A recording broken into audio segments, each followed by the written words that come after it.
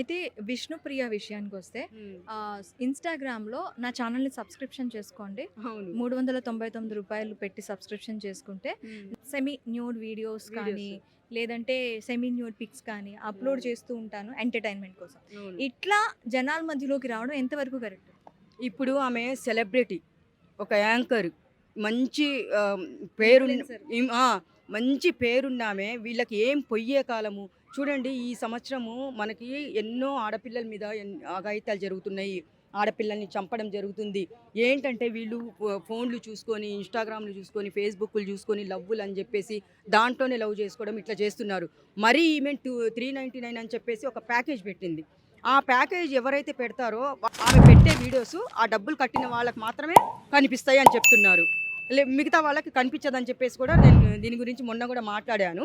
అయితే ఇది ఏంటంటే ఆడపిల్లల జీవితాలు నాశనం చేయడము, ఇంకా నేను చెప్పాలంటే ఒక ఆడపిల్లగా ఎలా చెప్పాలో నాకు అర్థం కావట్లేదు. ఇలాంటి దరిద్రమైన పనులు చేసుకుంటూ, నువ్వొక సెలబ్రిటీ అయ్యుండి, అమ్మ నువ్వు ఇలాంటి పనులు చేయడం చాలా తప్పు. నువ్వు యాంకరింగ్ చేసుకుంటూ నీకేం తక్కువ? చేసుకోవాలంటే ఎన్నో మార్గాలున్నాయి. హ్మ్.